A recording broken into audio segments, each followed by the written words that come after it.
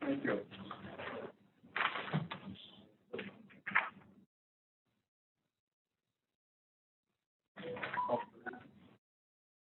Okay. You're going to the. Wow. Next week.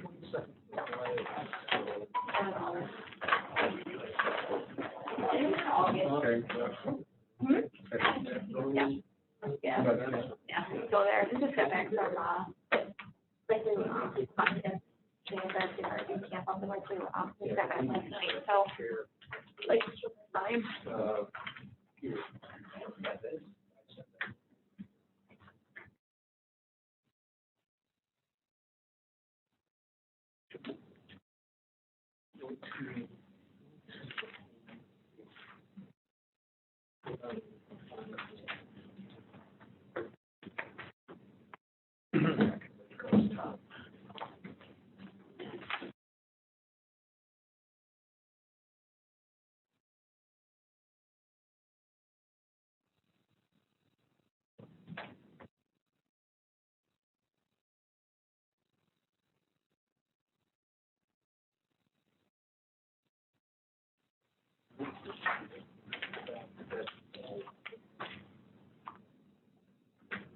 There you go. Just gonna go lay down and get it up. Okay, all right. There you go, Greg.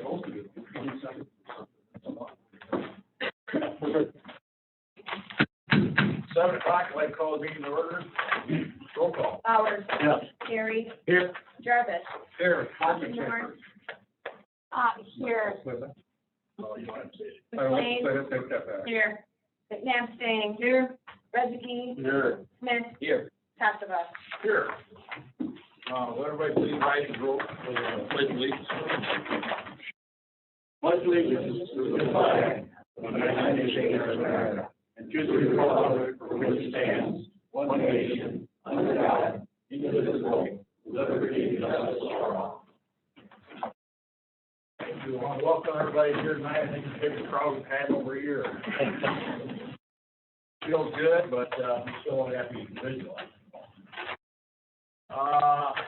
Everybody get a chance to look at the minutes of the June 14th, 2021 hybrid meeting. I make the motion to approve and take the file. Moved by Smith, supported by Jarvis. All in favor, say aye. Aye. Opposed, same. Everybody get a chance to look at the agenda. At your desk tonight, you had the rate increases. Anybody got a chance to look at those yet? We also had some information from Berry County Commission on Aging statistics. Anything else you add to the agenda tonight? Make motion, we approve the agenda. Or. Motion by McNabb Stain, supported by McLean. Sitting right next to me, hard to mess up. Any discussion? All in favor, say aye. Aye. Opposed, same. Public hearing. We have a public hearing tonight on ordinance number 602 of ordinance amendment to increase from 5 to 10 years the number of permitted special assessment installment payments. All public hearing. Anybody here for this hearing tonight? This here is just your comment. We'll be voting on this further down the agenda. Okay, close the public hearing. Okay, call the public. Anybody want to get up and talk for 3 minutes? Tell us who you are and I'll time you. About 2 minutes and 31 seconds. Jim Brown, Supervisor of Hastings Charter Township and the Chairman of the Bridge Fire Association. The building that houses the equipment of the Bridge Fire Association in the city of Hastings has done a good job for over 55 years. To continue to serve this function, it needs a physical addition and improvements relative to the present day situation, which has changed dramatically over recent years. Unlike the quote good old days, 85% of all emergency calls are not structure related. The vast majority of calls are people related. such as car accidents, sports, recreation, job accidents, and personal health situations. The use of fire equipment and personnel is sometimes used in these situations, but actual fires are only 15% of the total in this modern time. 2 years ago, it was decided to get serious again about the possibility of upgrading the present fire station. The city, Birch, and Mercy Ambulance hired Ms. Amy Meeker, a registered local architect, to design a structure that would make use of the existing building with additional new space added that would serve the community for the next 55 years.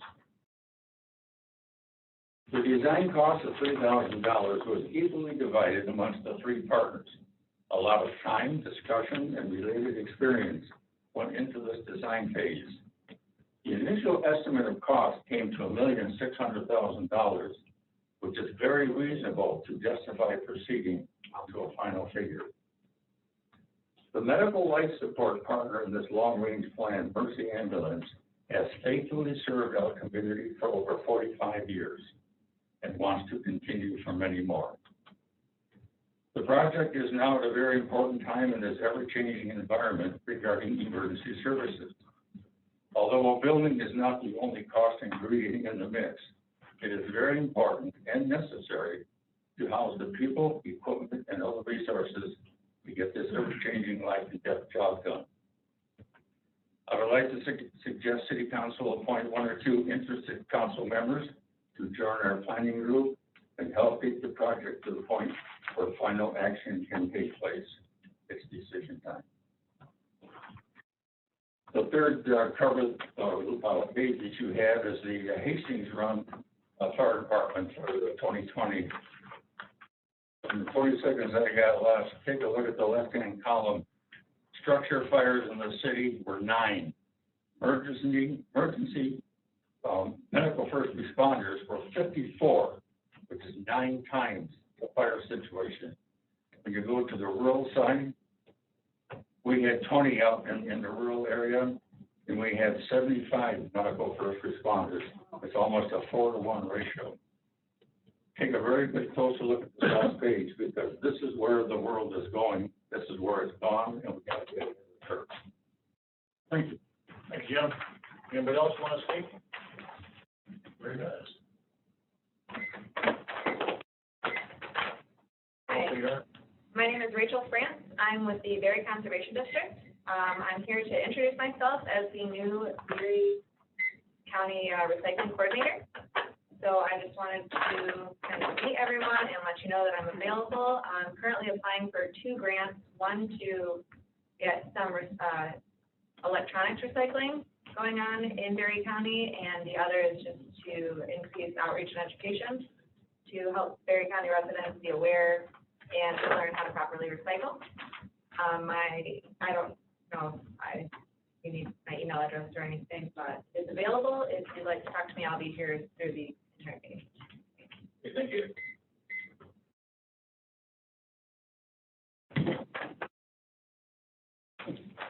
Okay, moving on. Next agenda item, formal recognition and presentations. We have with us tonight Don and Deb Button, and we're going to give them a proclamation of the 90 years of business in Hastings. Can you meet me up for you?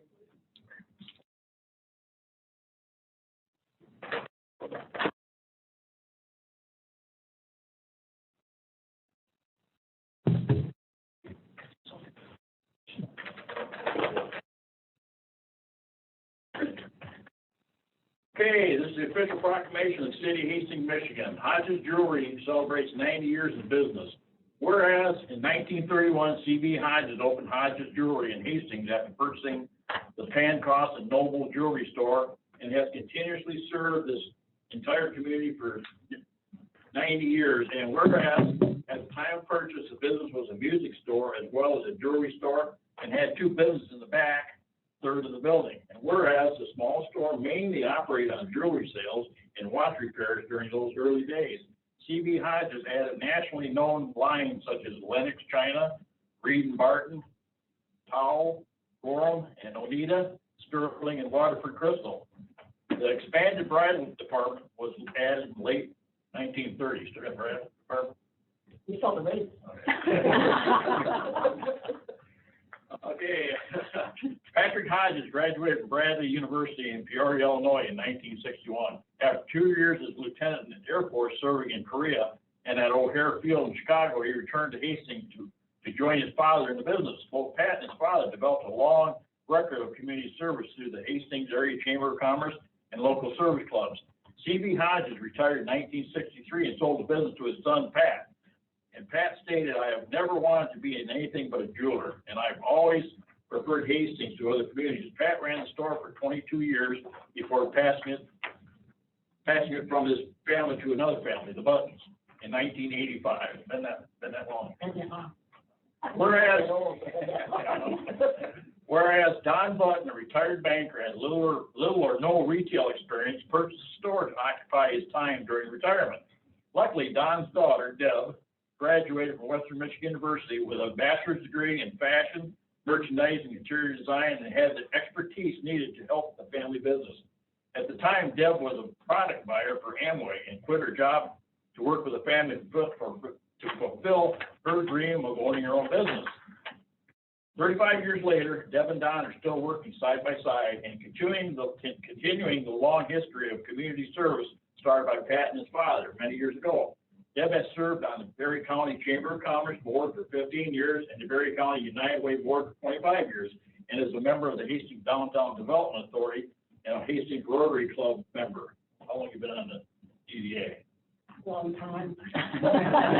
Whereas now, Hodges Jewelry and Gifts carries a variety of products such as purses, glassware, chimes, candles, a variety of gift items, and of course, fine jewelry. There are 2 keys to long-term business success, says Deb. One is merchandise and the other is excellent customer service, and they have both.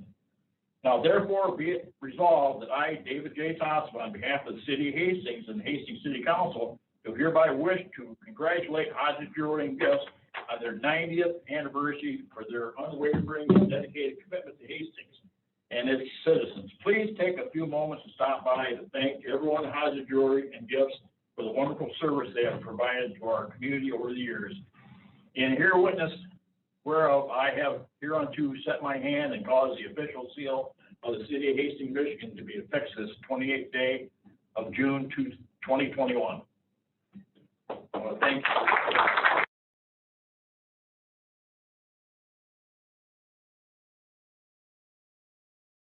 Thanks, everybody, for being loyal Hodges customers. There's an awful lot of you in this room that have been and still are.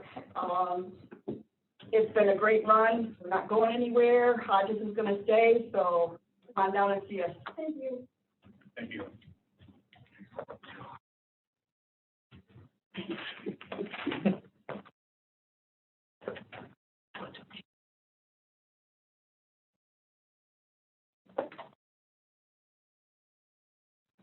We have items for action by unanimous consent.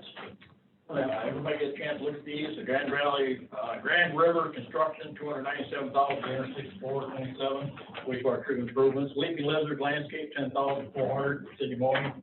Working Cemetery Care, $10,844.89. Riverside Cemetery, March and April 2021.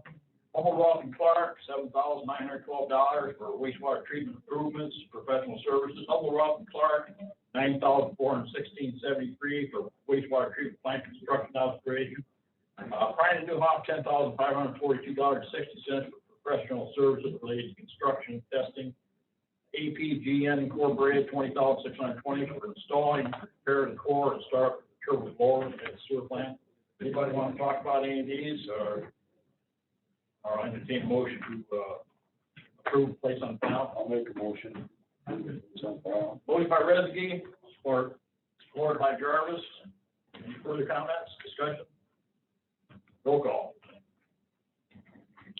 Muffin-Moore. Yes. McLean. Yes. McNabsting. Yes. Rezegi. Yes. Smith. Yes. Bowers. Yes. Carey. Yes. Jarvis. Yes. And Tassava. Yes. Motion carried. Items of business, second reading and consider adoption of ordinance number 602, ordinance amendment to increase from 5 to 10 the number of permitted special assessment installment payments. I move to approve ordinance number 602. I'll support. Motion by Smith, supported by McLean. Any discussion? Roll call. McLean. Yes. Nabsting. Yes. Rezegi. Yes. Smith. Yes. Bowers. Yes. Carey. Yes. Jarvis. Yes. Hoffenmore. Yes. Tassava. Yes. Motion carries. Next item, we have a request from Bob Byington to hold Summerfest, August 27th through 29th, 2021, and state the necessary ordinances. This ordinance will be resolution 2021-20. I'll make that motion. Motion by Rezegi, supported by McLean to approve the request and to adopt resolution number 2021-20. Any discussion? I have a question, is Bob on? Bob on the meeting tonight? My question is, when you read that, looks like arts and crafts are being moved down to Fish Hatchery Park. I thought the same thing, and I had Rusty pull their request from a couple of years ago, it's the same exact request. I don't know if there's any words. So do they have permission for the courthouse then for arts and crafts? I assume they do. Yeah.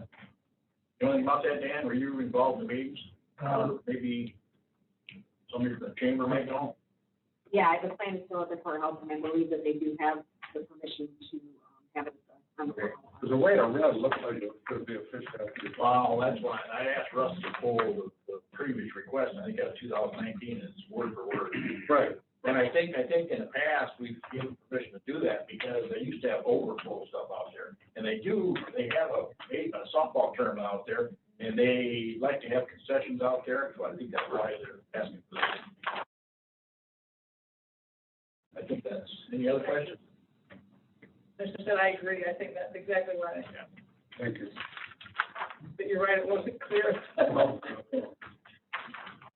Any other questions? Roll call. Nabsting. Yes. Rezegi. Yes. Smith. Yes. Bowers. Yes. Carey. Yes. Jarvis. Yes. Hoffenmore. Yes. McLean. Yes. Tassava. Yes. Motion carries.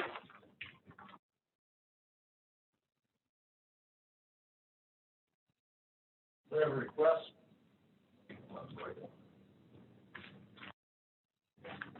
Get too many pieces of equipment sitting up here.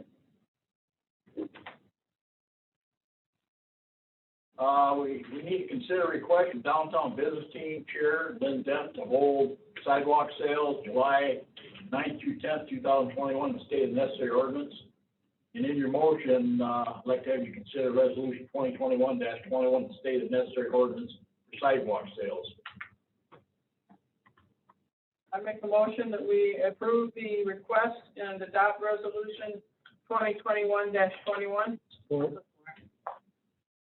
Motion by McNabb, supported by Carey. Did I hear Carey support that? Yes. We'll do that. Any discussion? Roll call. Rezegi. Yes. Smith. Yes. Bowers. Yes. Carey. Yes. Jarvis. Yes. Hoffenmore. Yes. McLean. Yes. McNabsting. Yes. Tassava. Yes. Motion carries.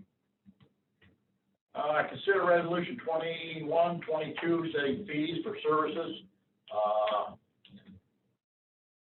effective July 1st, 2020. Everybody have a chance to look at these? Want to say anything, Greg? No, sir, question. Anybody have any questions? I make a motion to adopt resolution 2021-22. Court. Motion by Smith, supported by Jarvis. Any discussion? Questions? Roll call. Smith. Yes. Bowers. Yes. Carey. Yes. Jarvis. Yes. Hoffenmore. Yes. McLean. Yes. McNabsting. Yes. Rezegi. Yes. And Tassava. Yes.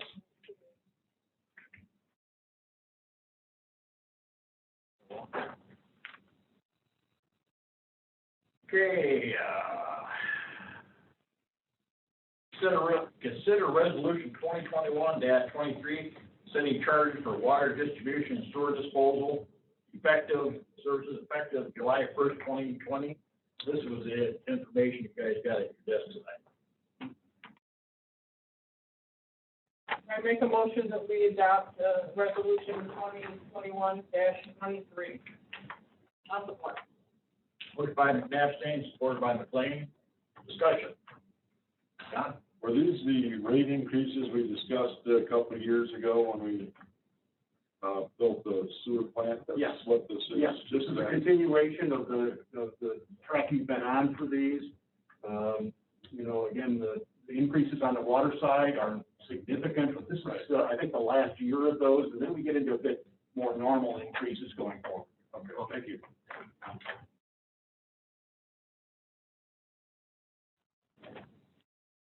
Any other questions? Roll call. Bowers, Yes. Carey, Yes. Jarvis. Yes. Moore. Yes. McLean. Yes. Abstain. Yes. Rezegi. Yes. Smith. Yes. And Tassava. Yes. Motion carried. Consider resolution 2021-24, budget amendment for fiscal year 2020/2021. Everybody have a chance to look at these? Your motion to approve? Take that motion, Your Honor. Support. Motion by Jarvis, supported by Smith. Questions? Go ahead. I have a couple issues with this.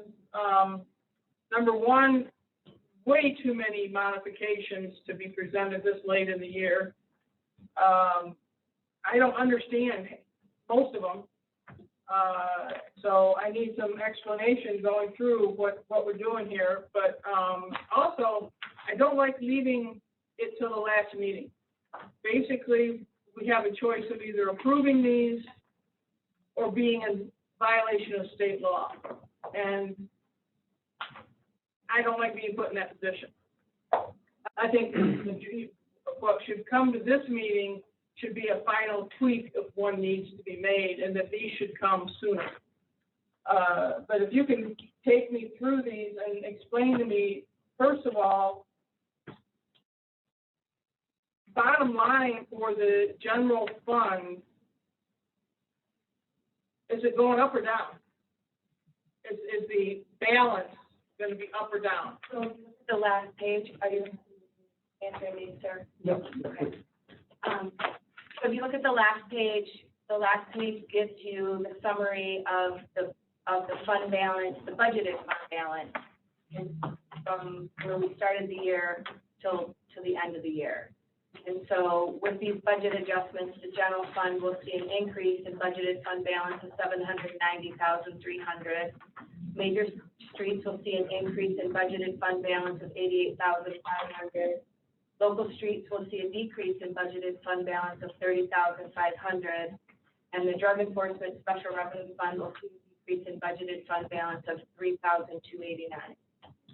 Then how is it if you go through the whole list of general fund amounts, plus minus, it ends up at $24,000? You know, for increase, decrease.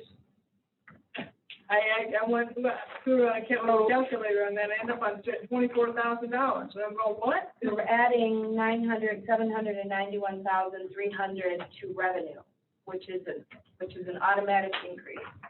That's very first in the resolution. Oh, so this is, Then the net, that's just for general fund. so that 791 then is decreased by 24,000, basically. Well, actually, Somewhere close to that. I'm sure my numbers aren't exact. yes, that's correct, from where we started. Okay. May I speak to the number of adjustments? You had a question about that? Well, I mean, like I said, it's an extraordinary number for trying to figure out in a couple days. But I guess it's like some of them, like the cable access and the, things, certain of them, I remember coming before us with changes, but, when you put a whole year's worth, I don't remember what we approved and what we didn't approve from a year ago.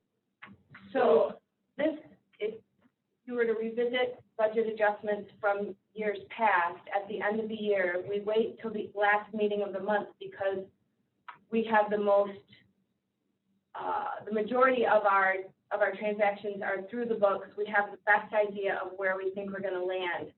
This is really for audit purposes in order to keep us from having any variances that might cause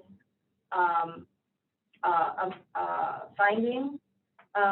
Each adjustment that is brought to you in June has looked very similar to this, with very similar descriptions on it, telling you what is going on with that, up or down, what caused it, and the difference between last year and this year. There might be a few more this year, but because we closed the administrative services internal service fund into the general fund where everything is now transparently shown, we have more functions that need budget adjustments to sort of bring us into where we're going to land at the end of the year. I guess if we implemented a process where we ran a running total and we got periodic updates on that, even though it's not coming before us as an amendment, maybe if we got, information that does the combining, because I don't keep the books. I don't try to keep track of every dollar that we have and what we've approved and what we haven't approved and all that stuff. I figure you're going to let me know overall what we've been doing. So if we could run a total and maybe give us information going on through the year, then I would, this would be a no-brainer then. each month your financial statements show budget to actual and a % variance.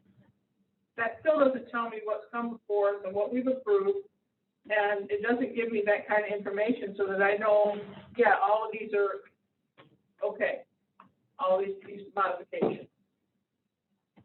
So that, I think if we did, like I said, we don't need to be doing amendments every month or every meeting or whatever, whatever, but I think giving us information ahead of time would help.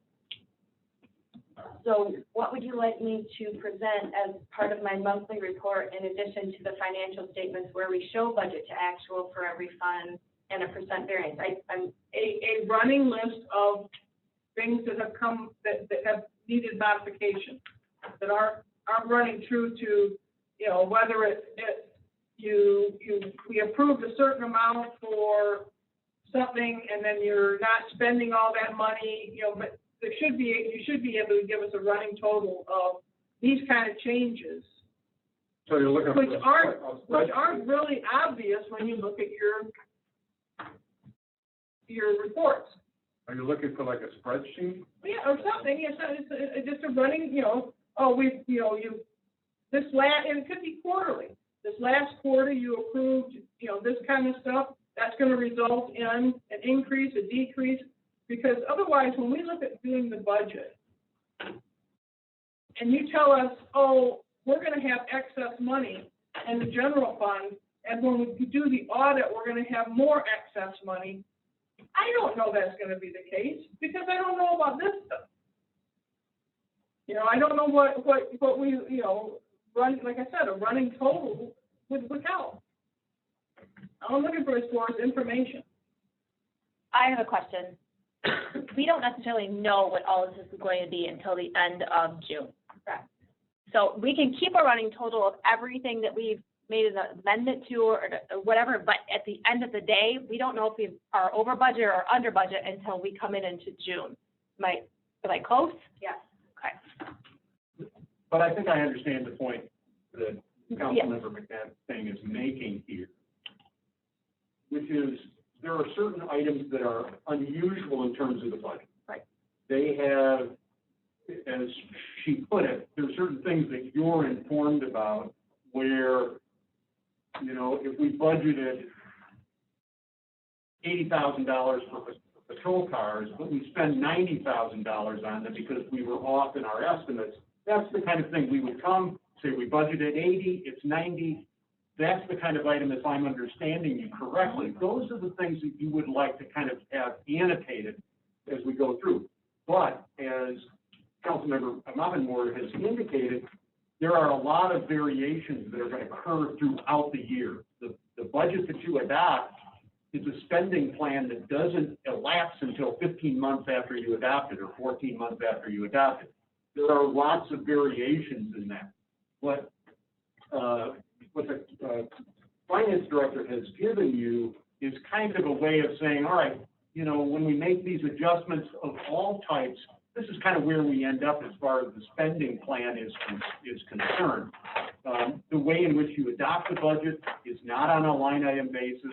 It's not even on an activity basis. I think you're adopting largely on a fund basis. So there's latitude within that for the administration to make variations in spending as it goes.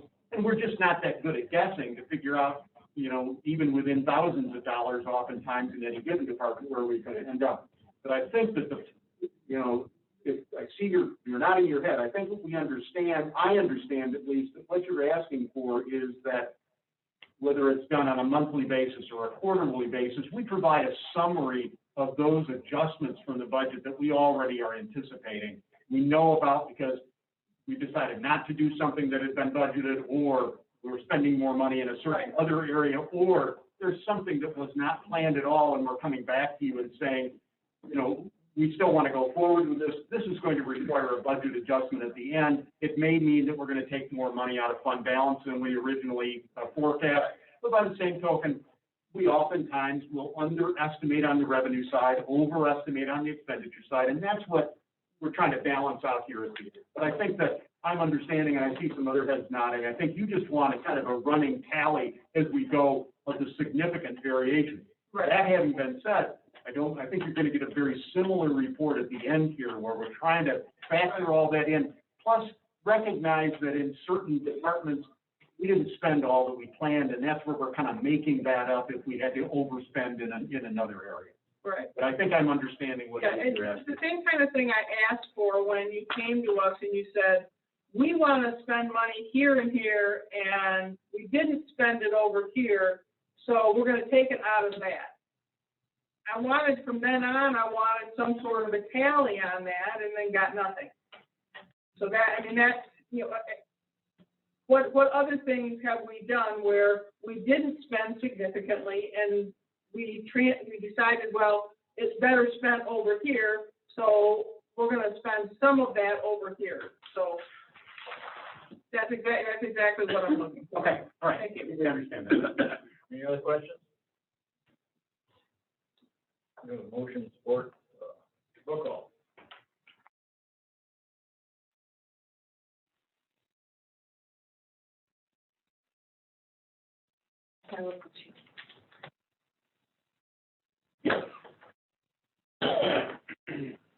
Carey, Yes. Jarvis, Yeah. Muffenmore. Yes. McLean. Yes. McNabb Stain. Yes. Rezegi. Yes. Smith. Yes. Howard. Yes. Tassava. Yes. Motion carried. Okay, next item, consider resolution 2021-25, commitment of fund balance under GASB 54. Everybody have a chance to look at that one? I have a question. Just a second, I'm waiting for a motion first. If I read correctly, they're doing, Just a minute, I'm asking for a motion first. okay, I'll make a motion. Okay, motion by Bauer, supported by Smith, go ahead with your question.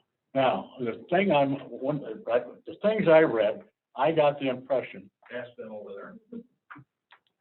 Ask. I got the impression, I want you to hear too. I hear you.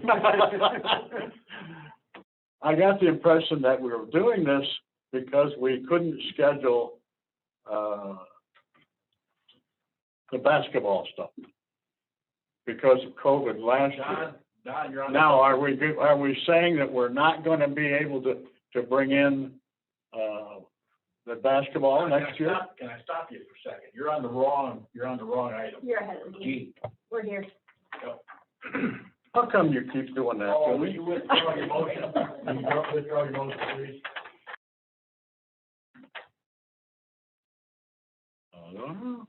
Don, can I get you to withdraw your motion? Withdraw the motion you just made? Yes. Okay. I withdraw my motion and make a motion to adopt resolution 20-21-25. Support. Motion by Smith, supported by Jarvis.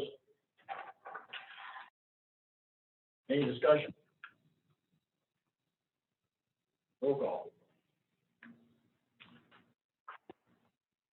Jarvis. Yeah. Moore. Yes. McLean. Yes. Nastang. Yes. Rezegi. Yes. Smith. Yes. Yes. Bowers. Carey. Yes. I'm sorry, did I miss somebody? Possible. No, I talked about. I apologize if I missed one of you in roll call. My pen got ahead of my brain. So everyone has voted yes. Motion has carried. I apologize.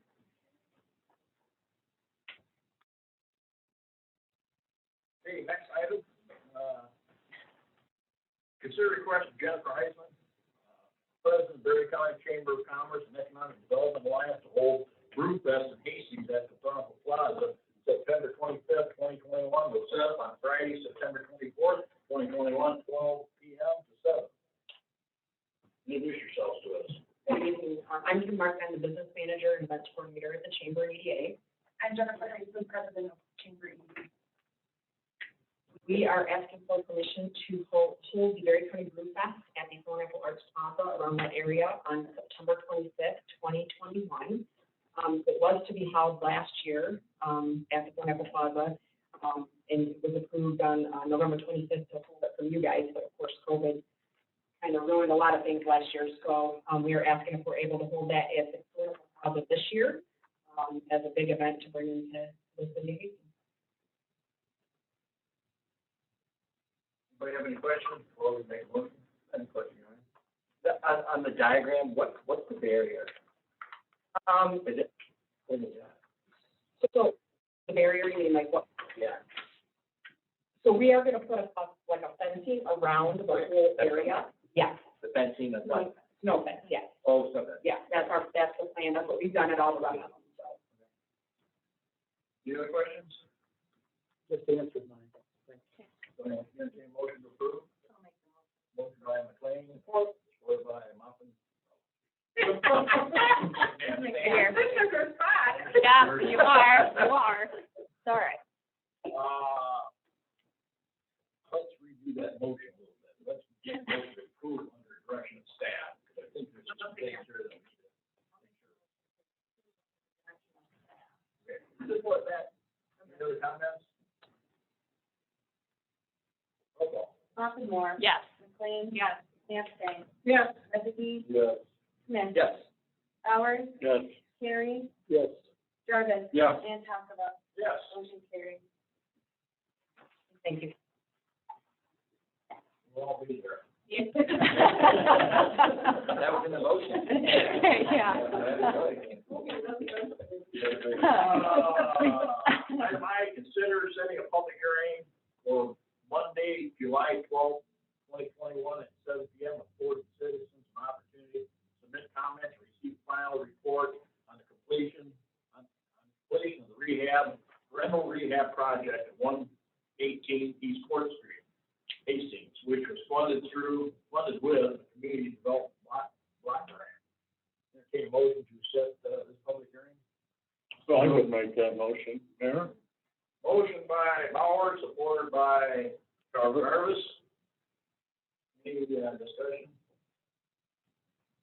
All in favor, say aye. Aye. Opposed, same. Okay, next item, we have a request from Cheyenne Ballard, Berry County Serenity Club, request of June 17th, and this is when the request came in. The request was made June 17th, 2021, to hold an overdose awareness day event on August 31st, 2021, from 5 to 8 p.m., set up and take down time, 4 p.m. to 9 p.m. at Thornhill Plaza. Is she here? I'm actually the founder. Over there so we can, the audience can hear you. I'm Roddy Potty, I'm the founder and current CFO, and this is Tina, the president. on the overdose awareness concert.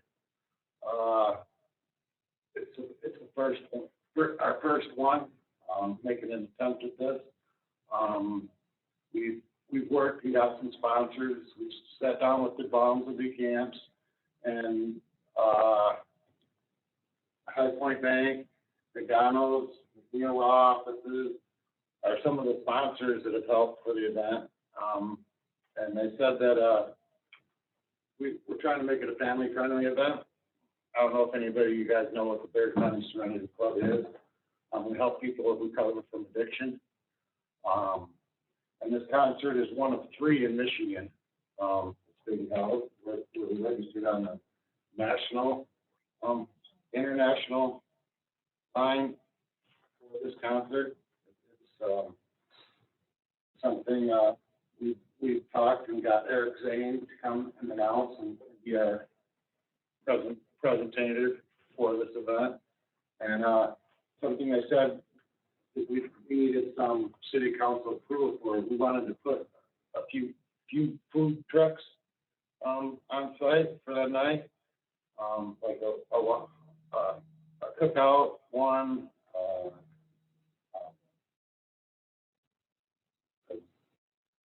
Google ice cream, and like a elephant truck type of thing, where people can get their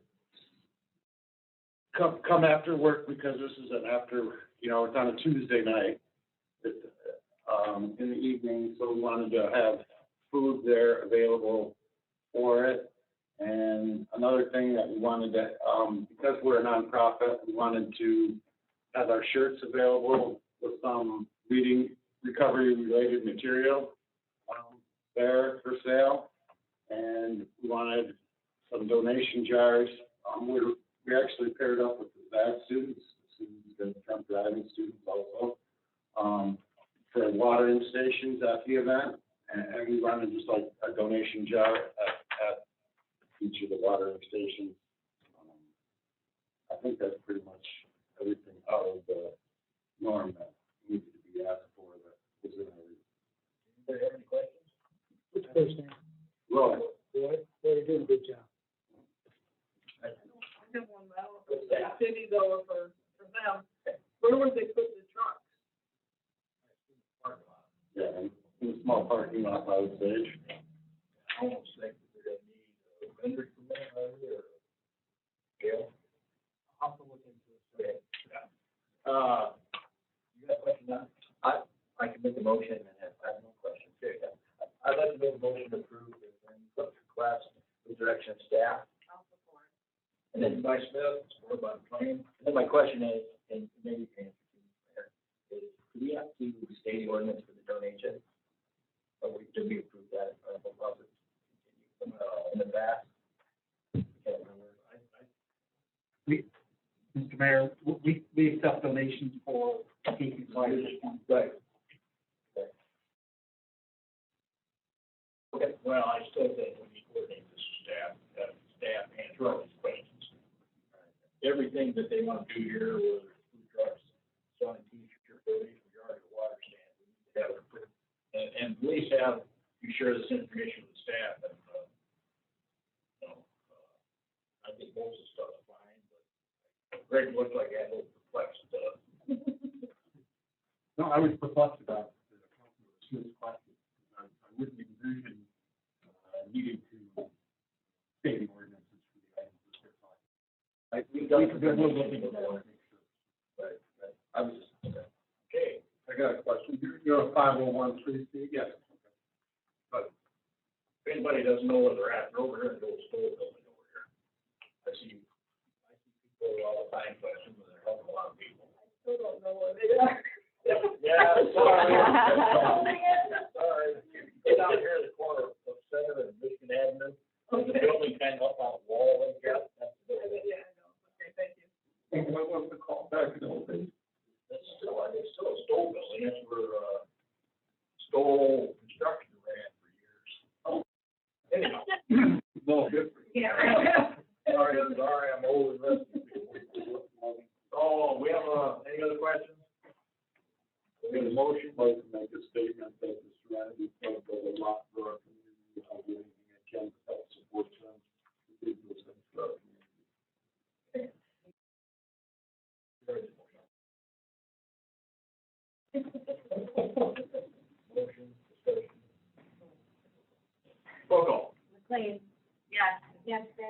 Yes. Trustee Yes. Smith, Yes.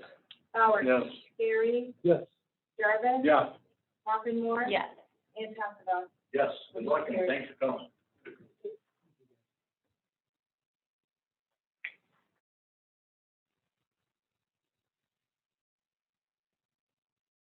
Okay, next item, consider request for Better County Economic Development. For Boo Fest Committee, letter of June 22nd, 2021, and June 10th, 2021, to hold Better County Boo Fest out on Hastings on October 22nd, 23rd, 2021, and the Berry County Boo Fest Haunted House 5K on October 23rd, 2021. We're back. So, the chamber is actually going to chair the 5K portion of the Boo Fest, so that is what we're asking to use the Thornapple Plaza area to start and stop at for the 5K. We've been in contact with, actually, John Anderson is working with us on this, who does many of the 5Ks in the city, so he's helping us with this. And I think the route that we would use is the same route that St. Rose uses for their 5K. So it's already an established 5K route. John really helped a lot with getting everything set up and ready to go. But it is October 23rd. It's a Halloween event. We're trying to have a family, fun, kind of oriented event. We did cancel Gus Macker. So we're trying to have something that we can kind of bring families in and do something fun in the city or fun for the county. So, but the 5K portion is what we're going to be putting on. The Boo Fest part of it, the whole event, you will probably hear from, I think there was a little bit of miscommunication. I was on vacation last week, and I think some stuff kind of got done when I was gone. But Ashley Fury from Thornapple Credit Union, she's kind of chairing the Boo Fest event that's going to be within the city. And it's mainly going to be like in and out of businesses, that kind of thing. They are looking at doing a street dance, but she will come and present to you when that portion of it is put together. She's working with My America on that. But we're asking for the 5K portion of the Boo Fest event to be able to hold that, starting and stopping at Thornapple Plaza on October 23rd. Are you planning on using the trail, the river trail? I think that is a part of it. When I talked to John, that was part of the route, yes. Questions? I do have one Good. You only have one. I have another one. And I don't know if this probably is pertaining to you, I guess, it's just an observation that I've seen walking on the trail, that they use that, yes. Could we request that they not do that? Because it's getting pretty marked up with all kinds of things. We're going to use signs. You're gonna use that. We're going to use signs. Yeah, it's not gonna be a sanctioned 5K event where we have all it'll just be fun signs, like a fun run. Yeah, because the trail is getting marked up. Yeah, we asked the groups that did that, they paid everything. Oh, no. Yeah. And they had to come back in and try to get the paint on. Our plan is to use signs throughout the trail. Any other questions? Entertained motion to approve, the 5K. I'll make the motion to approve. Support. Motion by McLean, supported by Moore. Any further discussion? So, in other words, the mayor didn't have to write this letter. No. Are they still, is the other group still? I won't go on vacation now. Are they going after a grant? I think they are, but they're still in the works of what they're kind of planning. Cool. Okay, we have a motion support, roll call. Abstain. Yes. Trustee Smith. Yes. Bowers. Yes. Carey. Yes. Jarvis. Yeah. Moore. Yes. McLean. Yeah. And Tassava. Yes. Motion carried. Thank you. Thank you. Thanks for coming. Next item, consider request from Kendall Place, to exercise the option to purchase property located at 326 West State Street, in Michigan. Have a good chance to look at that?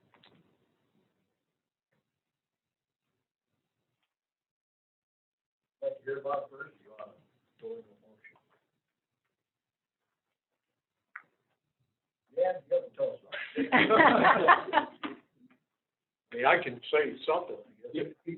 I'm gonna lead right into it. In your packet, there was a memo that I put together, kind of recapping Kendall Place development from start to finish. Kevin Moore from Kendall Place is here to kind of put a cap on the exercise of the option for that property. So I'll turn it over to Kevin. As Dan said, hi. As Dan said, I am Kevin Moore. I am here just to basically say thank you for all the support you guys have given us. We're very excited about moving forward with this, exercising the option. Mr. Highboard has been committed to this community. You guys have been committed to us. So we're looking for a submittal in October for the next round of LICA funding for Mista. And if that doesn't happen, our intention is to build something on the piece anyway. Said I've got a pen, I've got some money, let's buy the place, and let's make it come in. So here we are. You've already been approved by the planning commission. We've already been approved. We're just here to exercise our option. I'll make the motion that we. Motion by Jarvis, or by Smith, to approve the sale of the property to Kendall Place. Approve their option. Any questions? John, go ahead. I can hardly hear you, but that's all right. I read all the stuff. Okay. But the thing, are you really gonna start this year? Well, 2020 was. I know, but you've had two extensions. Well, that's why we're just here to, all we're doing is exercising our option to buy the property. So the intention is not to buy the property and let it sit. Okay. So we do have a submittal date for LIHTC, which is our plan, but that doesn't come around until October. So that's set by Mr. Okay, any other questions? Go ahead, John. When you said build something. Well, if we're not building the thing that's already approved, we'll be back. We don't need to go out there. So- No. Chicken? Something ain't different, what's gonna prove it, right? Yeah, just back. Any other questions? Roll call. Trustee Yes. Smith. Yes. Howard. Yes. Carey. Yes. Jarvis. Yeah. Moore. Yes. McLean. Yes. McCain. Yes. And Tassava. Yes. Motion carries. Thanks, Deb. Thank you. Thank you, guys. I'm looking forward to doing this and more. Okay. And chemical bid award, consider award of bid to phosphate for 2021-22 from Elhorn Engineering as recommended by City Manager Lucho. I'll make the motion.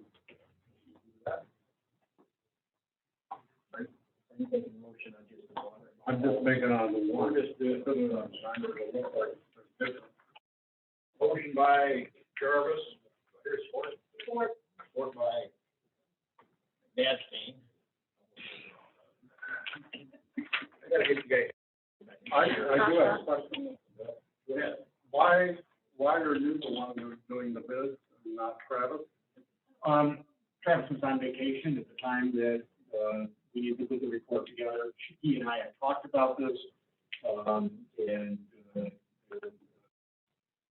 let me work with, Vern, not the. Well, he probably did the legwork. I'm sorry? He probably did the legwork. He was the one that put the bid specifications together, and when the bids came in, that he and I met with, and I talked about them. It was noted in the report, I was concerned that we had so few bids, and we wanted to look at this very carefully and make sure that we were giving council good recommendations on all of these items. Because I just wondered what happened to that. Well, and then ordinarily, he'd have been. Travis is still here. He would have, yes, he is, but he was on vacation last week when we needed to put the report together. Thank you. Okay, we have any other questions about this? We have a motion support to approve the purchase.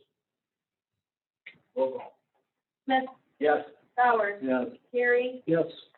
Jarvis. Yes. Moore. Yes. McLean. Yes. McNabb. Yes. Ezeki. Yes. And Tassava. Yes. Motion carries. Item two, we have, we we have, we need to consider rejecting the bid from UL use the coal for liquid alum sulfate, high grade, as recommended by City Manager Joe. I assume, we're gonna make a move to reject that, unless back out for bids, Craig? That's correct.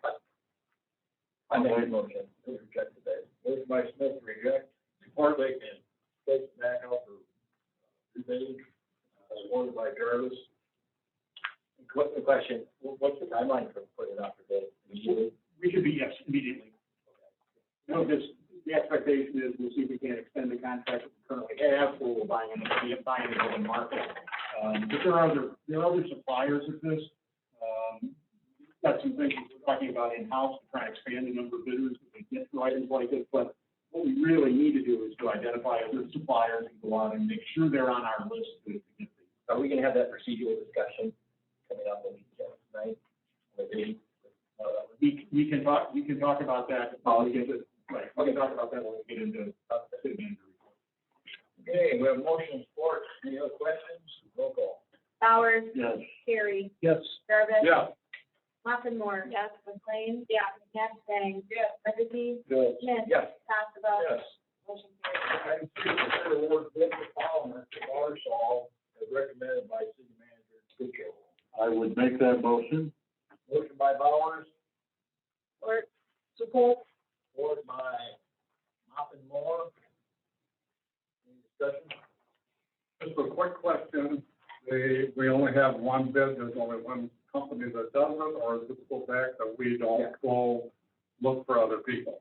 There's a couple of answers to that question. Okay. There are other people who can supply this polymer, but it's not an apples-to-apples situation with polymer. And so, one polymer is not, formulated the way another polymer is.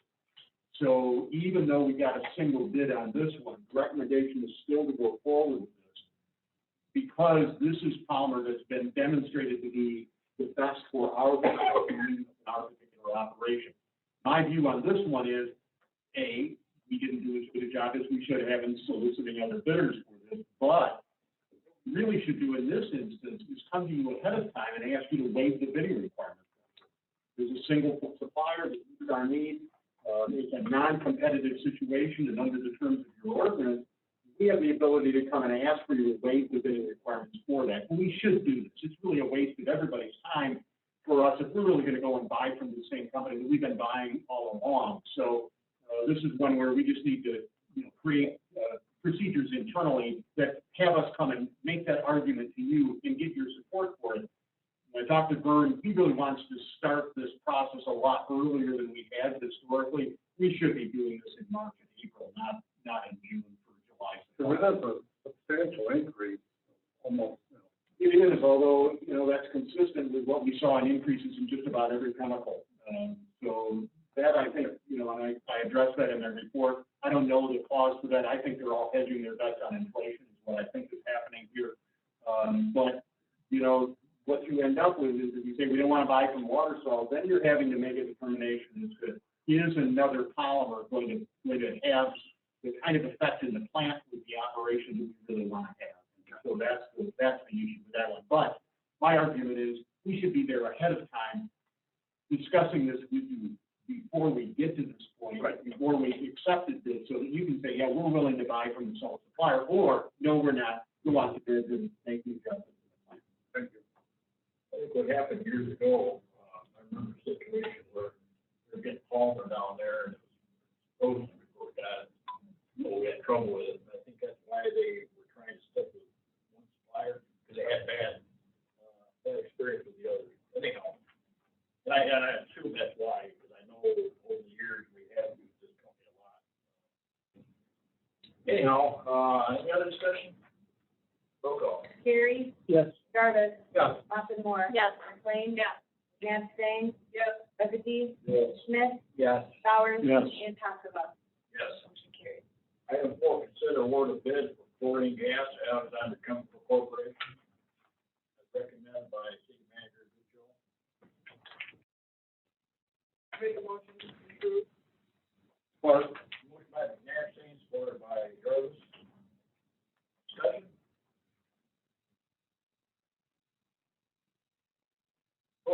Jarvis. Yes. Moore. Yes. McLean. Yes. Netsting. Yes. Ezekee. Yes. Smith. Yes. Bowers. Yes. Carey. Yes. And Tassava. Yes. Motion carries. Consider rejecting the bid from Alexander Chemical Corporation for fluoride and solicit quotations from multiple suppliers as recommended by City Manager Dick Show. Make that motion. Moved by McNabb, Stain to reject the bid. Support. Supported by Smith. Discussion? Roll call. Moore. Yes. McLean. Yes. Netsting. Yes. Ezekee. Yes. Smith. Yes. Bowers. Yes. Carey. Yes. Jarvis. Yes. And Tassava. Yes. Motion carries.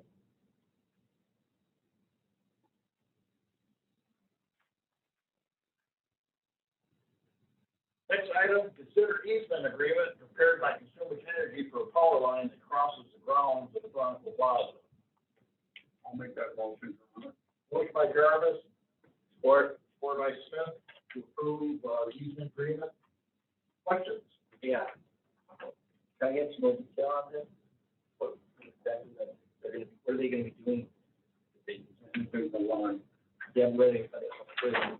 You're just relocating it, if you can kind of envision what it is now, it sort of runs right through, smack in the middle of the grounds there. This is gonna, relocate it largely to the west boundary of Thornapple Plaza, gets it out of the way. My understanding is that this was desired at the time the plaza was being developed, but as the consumers, they want lots of money to relocate their lines. Now this is at their request, so this is costing us nothing. All we have to do is grant the easement so that they can relocate it on property that we own, but it gets it out of the way. So, this has been in the works for a while, and, I talked to Dan about it. It's amazing. Yeah, so, this is when you ought to approve. I thought we did approve it. Yeah. Well, my understanding is no, that this is, We approved the application. That's what we did. this is something around. But I guess when, originally, that's what happened, we approved to have them look into it and found out how it was gonna cost $100,000. So we're just doing it with it. Well, with this, what they're gonna do is they're gonna remove poles over there, relocate the line. We've had issues down there with, sun for the performers. And we talked about putting up, things and, maybe putting up some metal roofing of some kind, but we couldn't because of where the line is located. Well, now they're gonna move it out of there, so if we do plan down the road, put some kind of a barrier there to keep the sun down, we can do it. But, yeah, that was really surprising when they do it, like that. They're not ours. It was $100,000. Yeah. Whole thing. Any other questions? Roll call. Oh, no, We had one. I support it. Yes. And then I got the second, first question. Jarvis made a motion. Can I do it? Yeah. Yeah, he's still supportive. I can do it. Yeah. Yeah, fine. It's been a long day for you. Roll call. Roll call. McLean. Yes. Netsting. Yes. Ezekee. Yeah. Smith. Yes. Bowers. Carey. Yes. Jarvis. Yes. Moore. Yes. Tassava. Yes. Motion carries. Item O, consider additional contracted IT services authorized city clerk to sign. First one is wastewater treatment plant internet upgrade quote. Everybody have a chance to look at those?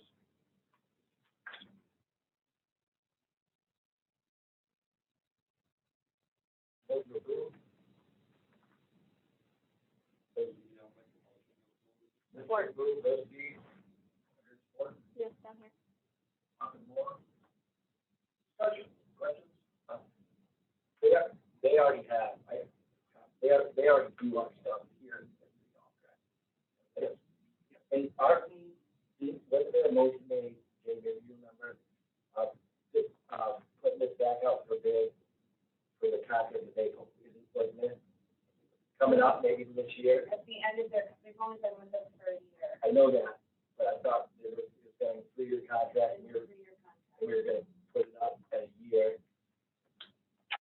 But, you know, we're not, it's going for the whole year. Yeah. And all of these contracts are co-term That'd be good. to end when this ends. So it's not like we're obligating ourselves for another year beyond this. Okay. this particular contract. Just an additional service. It's additional service. We currently have the service with them. This is an upgrade. Yep. The wastewater treatment plant upgrade. This is to run the equipment. So, That's included in, monthly payment in the future. a bond, is it the bond tank or the loan tank for it? Talking about the monthly payment that they will, that we. Yes, this will be included in their monthly payment. Yeah. Any questions? Roll call. Chastain. Yes. Rezegi. Yes. Smith. Yes. Flowers. Carey. Yes. Jarvis. Yeah. Muffin Moore. Yes. McLean. Yes. And Costello. Yes. Motion carries. Item 2, contract. MS Defender, multi-factor, authentication, security quote. Your motion to approve this one? Those of you, I'll make a motion to approve. Motion by Linsky, Carey, supported by Carey, discussion. The budget, We budgeted for this for this coming fiscal year as part of our IT upgrades. We had to wait till we got current equipment in order for this to work. So, Any questions? Rezegi. Yes. Smith. Yes. Flowers. Yes. Carey. Yes. Jarvis. Yeah. Muffin Moore. Yes. McLean. yeah. Chastain. Yes. And Costello. Yes. Motion carries. Staff presentations and policy discussions, none. Item 12, reports and communications, city manager. Purchasing notification, purchase notification. Before I get to that, however, I do want to cover my city manager report that was inadvertently omitted from your agenda packet, and if you have a copy of it that's on the table in front of you. There are 2 items that were mentioned in that report. One of them has to do with ARPA funding, and that's in response to a question that I received from Councilmember McNabb saying as to what are the implications for the budget in terms of the way in which the ARPA funding, ARPA, of course, is the acronym for the American Recovery Plan Act. That additional funding that's going to come our way, some $768,000, I think. The question that she raised, and I'll cover this briefly here, you can read this in full detail when you get a chance to look at the report. But the question had to do with the fact that we had budgeted $350,000 in the budget for the current fiscal year that starts this week. But there was no offsetting expenditure related to that. And so the question was, does this not really distort the appearance of the general fund? Are we not, in fact, having to draw down further on fund balance because the $350,000 really offset the draw on fund balance? Being treated as, in essence, an unrestricted revenue. Well, the answer to that is yes, it does. It is, in fact, a restricted revenue, and it's unlikely when we receive it to end up in the general fund at all. Some portion of it might be, depending on the choices that council makes as to how we should use those funds. But at least initially, those funds are going to end up in a separate fund. That's the way Treasury is asking that these funds be accounted for. And what that means then is that fund balance is going to be different than was originally presented in terms of the budget.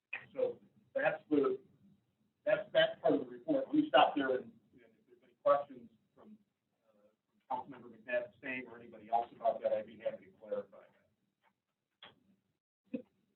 There was nothing on our desk. So if you could just have it emailed to us, it'd be fine.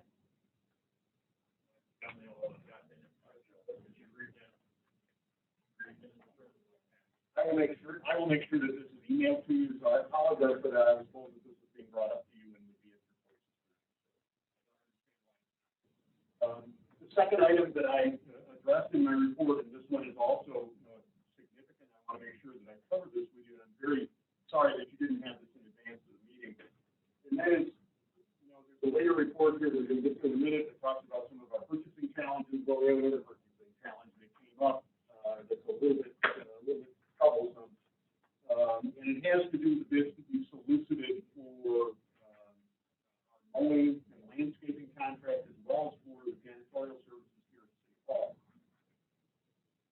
time that we put the bid specifications together, it was contemplated that there would be a bid opening on Friday, past Friday. My request that was backed up 2 days to Wednesday, so that the staff would have an opportunity to evaluate the bids, make a recommendation to council and so forth. And as you can see from your agenda, we didn't have it. We didn't make a recommendation to you for action this evening. The reason is that after we opened bids on Wednesday morning, an individual came in, requested a copy of the specifications for the janitorial contract, and we said, it's too late, thanks for the past, you didn't get here soon enough, and he said, well, wait a minute, the ad in the paper says the 20th, said Friday, not Wednesday. We checked and discovered that in fact, we changed the specifications that were sent out so that it had the Wednesday date. We didn't change the date that went into the advertisement that went in the paper. Put us in a terrible dilemma here as to how to proceed. Consider the options and made a decision based on what had taken place to this point, that we would secure the bids that we received, lock them away, not release information about the bids, about the amounts bid, and then have a second bid opening on Friday. And we called and notified all the bidders that had submitted bids on Wednesday, let them know what had taken place and what we were planning to do about that. And so they did have a bid opening. There were no additional bids received for the mowing and landscaping. There were 2 additional bids that were received for the janitorial services contract. And I should point out, you have a couple of representatives from Halifax, the company that currently has the contract for janitorial services here at City Hall. They're obviously very concerned about the irregularities in this bid process. And I've had the chance to have conversations with both of the representatives, and I know the mayor has as well, and the police chief has too. So there are a number of us that have talked about this. My message to them was, you always have an opportunity to come and make your case to the city council, but give us an opportunity to make a recommendation to the city council first, before you determine whether or not you wish to pursue some sort of a complaint about the irregularities here. There's no denying that we made a mistake.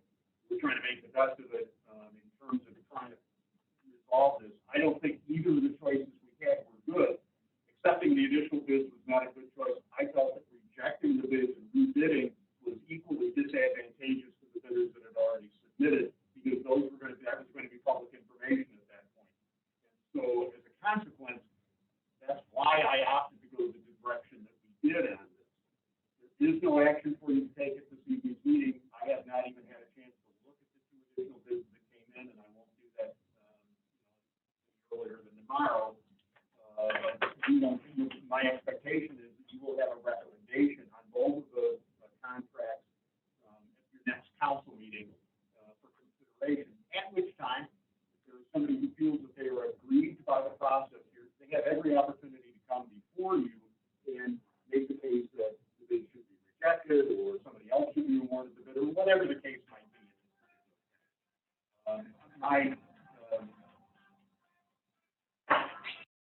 Not my fault. Not my fault. I don't have them. So, I apologize for the error that we have made here. I apologize for the error that's been made here, and we'll be presenting a report for you about, or a recommendation for the award of the bids at the next meeting. The next meeting.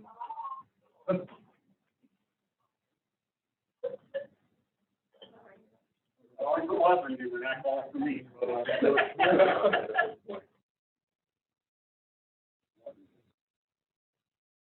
I think that summarizes it. I'd be happy to answer any questions that you might have at this point. I think everything's good with Greg. Thank you for letting us know.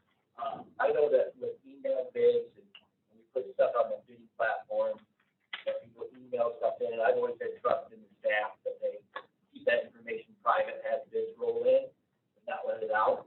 But my question is what was the open bid environment that you're talking about? Was it in a public forum? Yes. When it is open to the city, that's a public action. And typically, it is handled by a member of the city clerk's office staff, either Jane or Lori would be the ones that would open the bid. But that is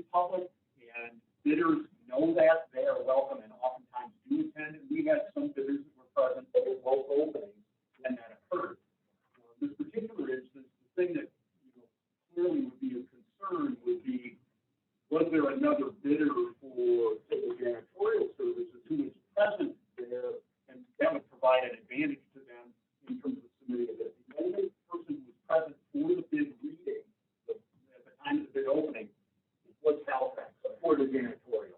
And so that's why I felt under the circumstances that by securing it and not releasing the information, we created the next best environment for a sealed bid of, situation to go forward, considering, what we had there. So, that's the further background on that. Anything else on that at this time? Then let me move on and talk about additional bidding issues that we have.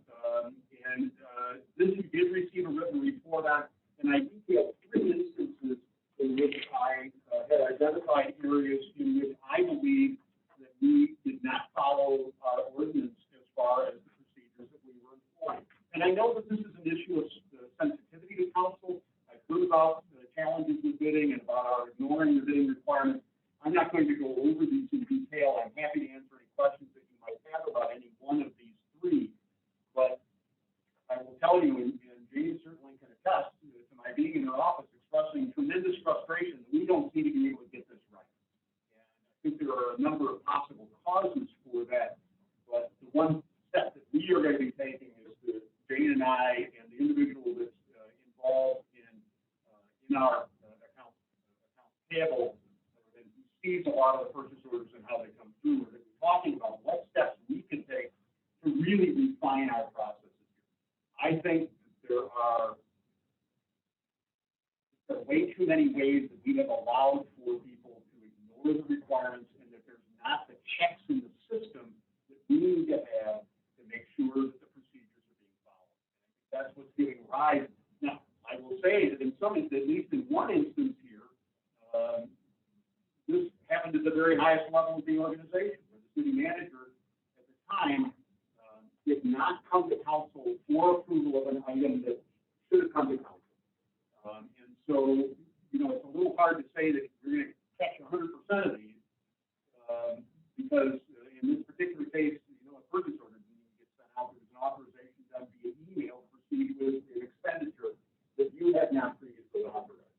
And so it's those kinds of things that I can't promise that 100% of the time we're going to get there, but I think that there are steps we can take internally to kind of scratch some portions of our purchasing process here, our purchasing practices, and implement new ones that put additional checks in the system to try and make sure that particularly we're not violating the bidding requirements. That's a key consideration here. You have that $5,000 limit for a good reason, and you've maintained that for a long time. You expect us to adhere to it, and we should be adhering to it. And there are avenues that we can take if we are concerned about it, that presents limitations, but it involves a conversation with you about this. So what I want to assure you is that during the remaining time I have with you, we're going to be working on this to try and improve on this. This is one of these things that I've talked about. It's about the need for us to focus on the fundamentals. We don't have this right yet. And, it's not, I don't want to convey this in a sense to let the public know that, or to let the public think that, we're just spending money willy-nilly here and there's no safeguards in the system. There are safeguards, but they're not in the right spot. The safeguards are coming in too late in the process, and that's what we really need to refine, is to put those safeguards in place earlier in the process, so that there's somebody who's looking at this stuff every single time. And then, if there are violations, people are held accountable. And that's those 2 pieces are not there, and they need to be there in order for us to assure you, assure the auditors, and assure the public that we're being good stewards of the city's resources. Right now, they're not there. And that's a part of the reason for, what you're seeing from me is I am not going to cover this stuff up. I want to try and be honest with you. That's what we should do. There are times when we just make mistakes. But if we make a mistake, we can't tell you we make a mistake. And that's how that's what we always should do here. But there's more that we need to do that I'm going to be working to try and put in place. We'll continue to update you as to the steps that we take so that you can have greater assurance that we're doing what we're supposed to do. For years, we had a understanding with the first two city managers ago, that we could only spend up to $5,000 without our approval. And that's the way it's always been until all of a sudden. So I agree with you totally. I think the whole council would, because that's what we always have done in the past, and it worked very, very well. Anytime it was over that, if it was an emergency, he just came, told us about it and got it done, because you can't shut down City Hall. But everything else was always 5,000, or you come to the council. That's the standard, and I understand that perfectly, and we'll make sure to try and live up to the commitment that you had expected of us by setting that standard and maintaining it. My question is, 2 months ago, the state before us was, they wanted to do the parking lot. Are we still going to be doing the parking lot? Are we? Yeah, we're going to be going out to bid on that. But they haven't gone out yet? They have not. Okay. They're getting later in the year right now. We still have.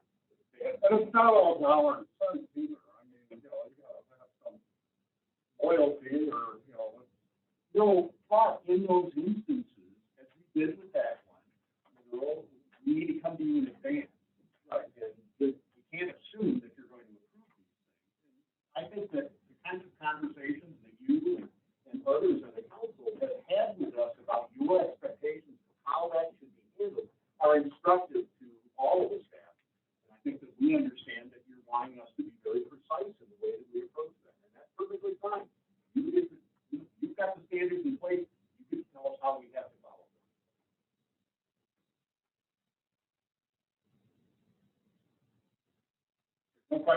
More questions on that. Let me just make one comment here, and that is, for the first time, if you didn't see my email, this is being streamed on Facebook Live. I assume it's still up and still going. So, any idea how many people are looking at it? Not very. So, we didn't advertise it a lot. When we set it up, some people I know saw that. This was an experiment, and quite frankly, I've done this before in the last community. I wasn't confident that I could get it to work here, so we didn't promote that. But the plan, as I noted in my email, is I think that this is a good way during the meeting that you're going to have on the 8th, when you have council city manager candidates here for interviews. That's another way to introduce those candidates to the public. There should be a significant interest in that. We'll find a way, if we can make this work, to then have the public be able to meet those candidates via Facebook Live. And, that'll be a recording that you'll be able to access through the city's Facebook page. If you want to see what it all looks like from a public perspective, and offer suggestions on how we might improve. Like I said, we didn't invest a lot of effort into this particular one, just because it was an experiment that we thought might fail. So we hedged a little bit on that. But if there's anything else, any other questions about any other matters, I would be happy to answer those. And if not, I do want to call attention to the fact that you have several departmental reports. One of those, we discovered in looking over the agenda packet this afternoon, we sent you the same report you got a month ago. And so that's from the police chief. And in his defense, there was a lot of good stuff in that report. So, I'm sort of happy to have had you take that in, as I was reading it myself, and my memory's not what it used to be, but I said, man, this stuff all seems really familiar to me. And then I looked at the date and said, oh, that's why, because we sent the wrong quarter. So you have that on the table in front of you if you can, and the chief is here. If you have any questions, he's available to answer those for you as well. And we have some of the other staff members who submitted reports too that are available. If they have any questions about their report. Nothing further from me. I'll let you go. So, city attorney's report. I know Stephanie's on vacation, but I think,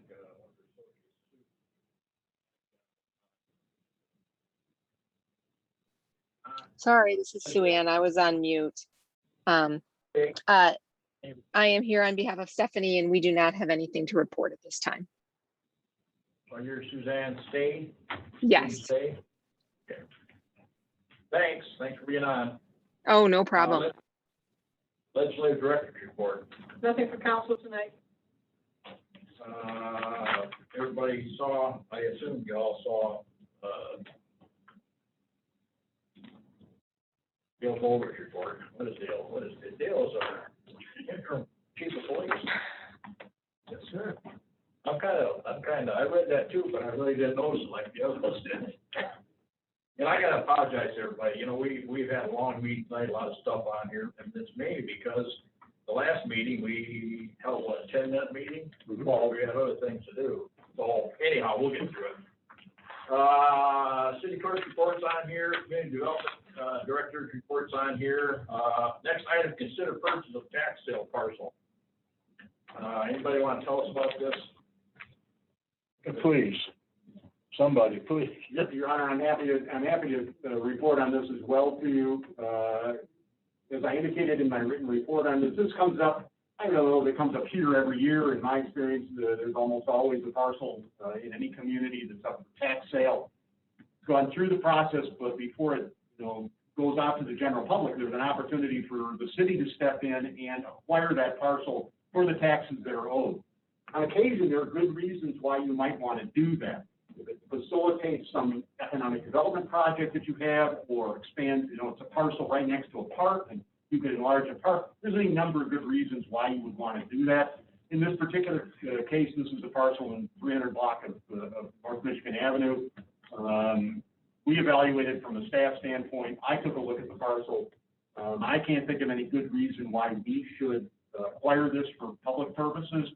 And by the same token, the community development director indicated that he was aware that there might be a private buyer who would be interested in picking that up. That's probably the best use of that property, as opposed to it being in the city's hands, and it just doesn't serve a purpose for us. So unless you're directing us to acquire it, there's no action required on this item, Your Honor. Exactly, where is it?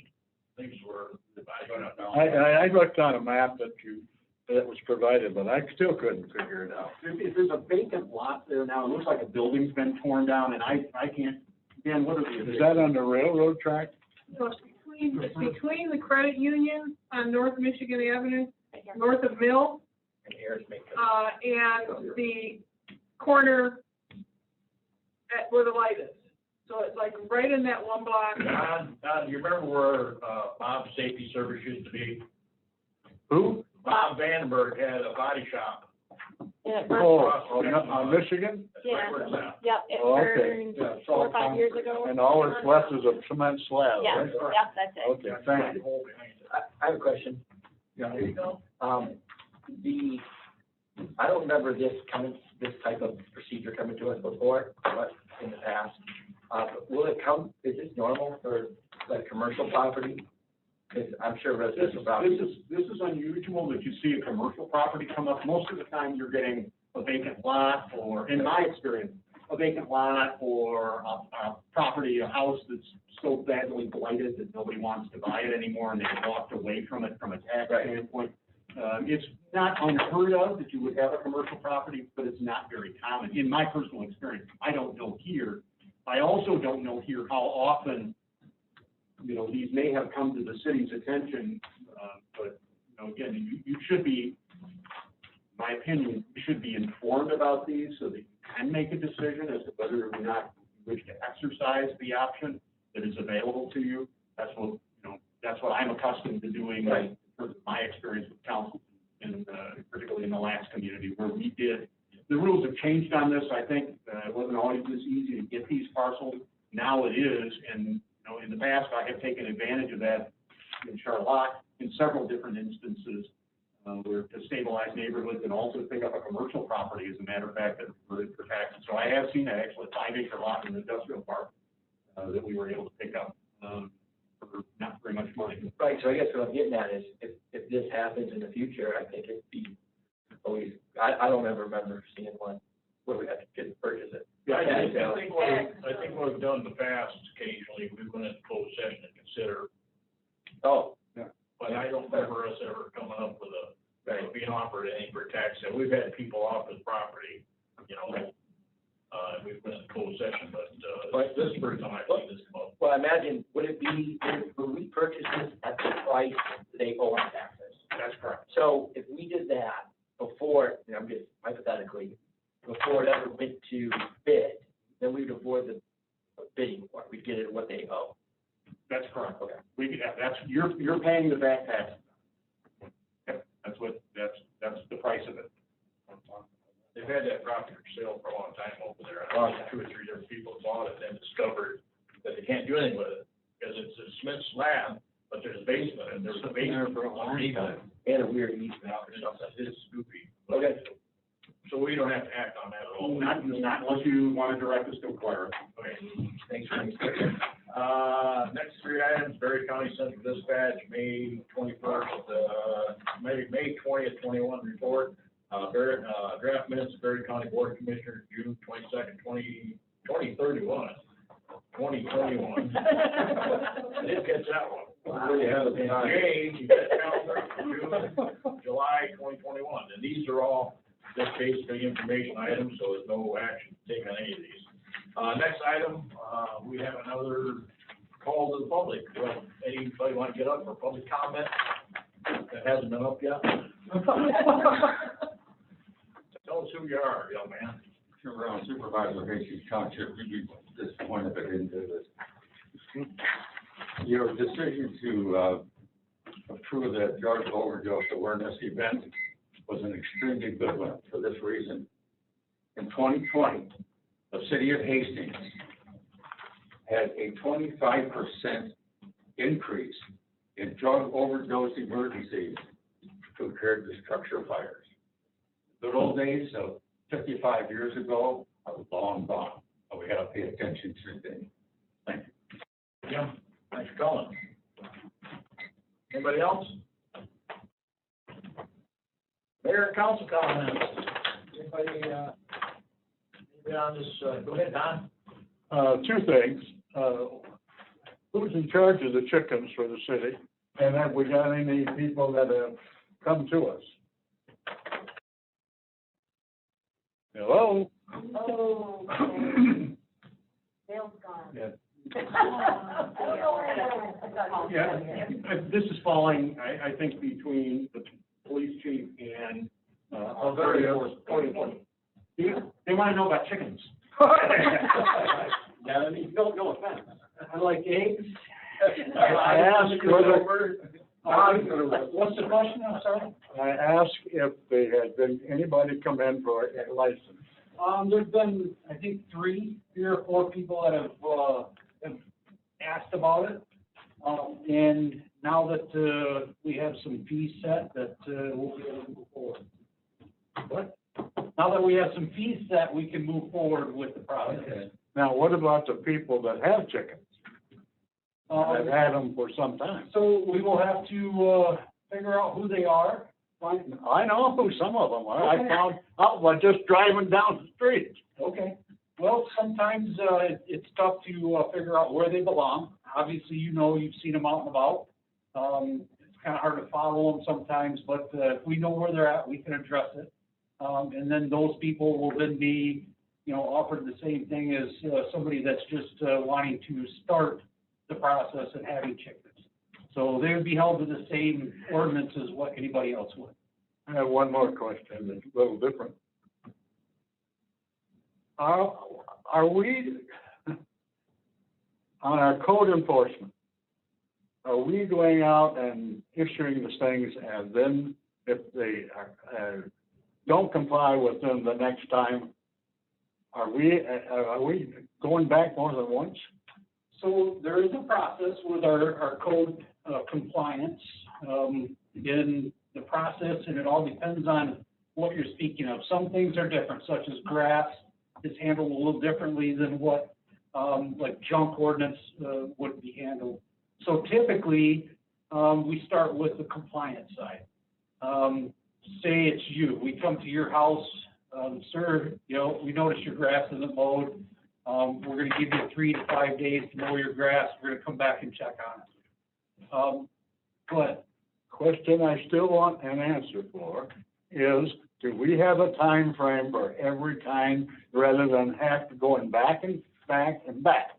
So the time frame is typically depending on the situation and what it is. There's nothing set that says that gives any specific person any specific time. So, we usually issue the warning, we issue the actual ordinance, we ask for compliance. Following that, they're issued a municipal citation for a first offense. They are then issued a second offense. And typically, depending on what the issue is, we will skip the third offense, write the municipal civil infraction, and send it to district court. The reason for that is we have no magistrate here at the city, so we use the magistrate at district court for the person's due process. And then we are up to the calendar of the court to have it heard. When we write that citation, we ask for a formal hearing, so the judge would then make a decision based upon what the issue may be at hand. But what I'm trying to get to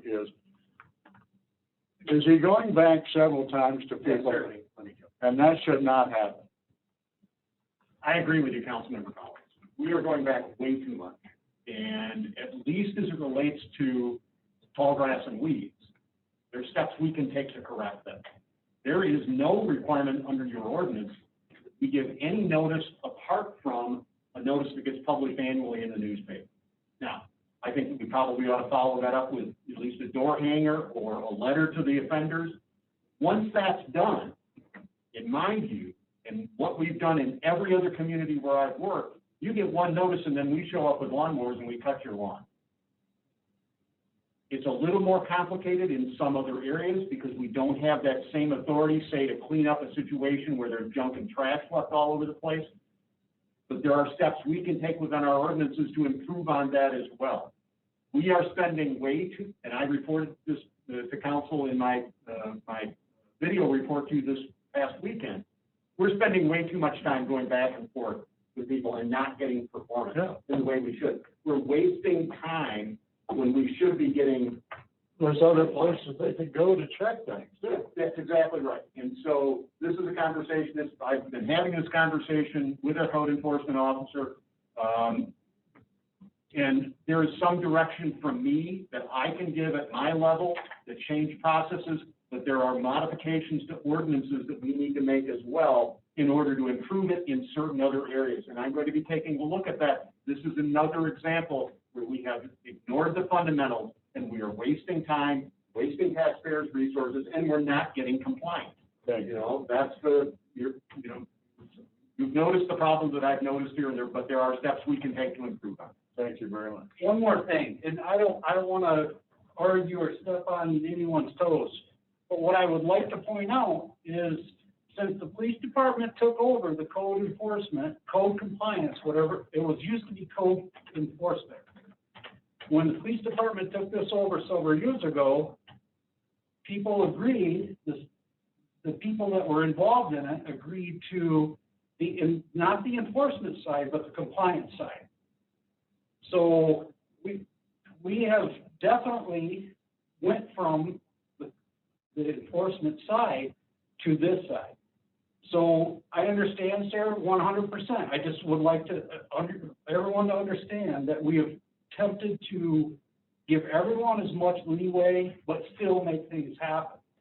So, you know, if this is the way we are moving, this is, in my opinion, if we're moving this way, and I'm not saying we shouldn't, if we're moving towards this way, it's going to put the fingers on the police department here.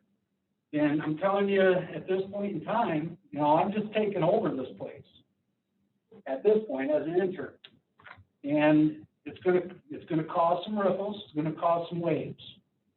I'll do whatever's asked of me, but again, this is the design and plan that we have put in place. And in fairness to the chief, I'm not blaming. I understand, sir, and I want to be clear too. I think he's accurately described the process that was put in place. And had some communication with the city attorney about this. The way he has described this is accurate. Where I would disagree with the chief is you're not getting compliance. You know, if the goal was to get compliance as opposed to do enforcement, you're not getting compliance. that's not working for you. And so you're not achieving what you really wanted to achieve. And the reason is, particularly as it relates to the tall grass and weeds, this is the same people year after year. They know exactly how far they can push us before it gets to the point where they have to be concerned about it. We have trained them to understand they're going to get multiple notices here. And so I think that, and ultimately, my view is you've got an ordinance that already establishes what your policy is. As it relates to the other areas, we'll have to come back and chat with you about other measures we might want to take to duplicate that. And so, you can, I come from a different perspective in terms of how we achieve compliance. And, it's not that the chief and I are at war here. We just have different perspectives. He clearly is indicating that he's following the direction that he was given. And I don't think there's anything wrong with taking that kind of position. It's just, I don't think it's working. And I think that you're wasting time, and ultimately, you're not being able to devote time to the more serious offenses and the more serious problems that really should be devoted there, because we have limited staff resources that are being able to be devoted to that. But that's a conversation, I think, for another day. Same. Anybody else? I know you try hard. I know it was set before you came. So I appreciate it. Anything else? Thanks, Bill. yeah, watch my house, will you? Okay, sir. Wish everybody a happy holiday weekend. Okay. Al, anything tonight? No comment. Don? No comment. I'm glad to see you again. Maybe I can comment now. Okay. Tracy? So I do have a question. We have lifted the mask requirements, I know not for healthcare where I work or the hospitals, but I see that you guys are still wearing masks. So I was just curious if we're gonna relax that or continue. We are going to be discussing that at our executive team meeting tomorrow. When we last talked about it, we decided that we would leave our practices in place. We still have, particularly here at City Hall, but really in all departments, we still have some employees that we believe are not vaccinated. So there is a need from an employee safety standpoint to be concerned about that. I am vaccinated. I wear a mask for a variety of different reasons. And I will probably continue to do that no matter how we loosen that. My expectation is that we will see a relaxing of our standards here, but in accordance with guidance from MIOSHA, and they really are deferring to the CDC in terms of those regulations. So but we'll be making a further decision on, or a further evaluation of that tomorrow morning. Okay. Any comment on that? In light of the fact that the Delta variant has been found positive in a vaccinated person in Ottawa County, I think that we should not be lifting anything. I mean, it's one thing for us, for the county to take away its emergency, but the Delta variant being contagious to vaccinated people, I mean, even if it isn't putting them in the hospital or killing them, I think it's reason enough. Yeah, and there was an interesting article I read sometime within the last day or so that they're finding this particularly in athletes, many of whom are being tested. So you've got athletes that have been vaccinated.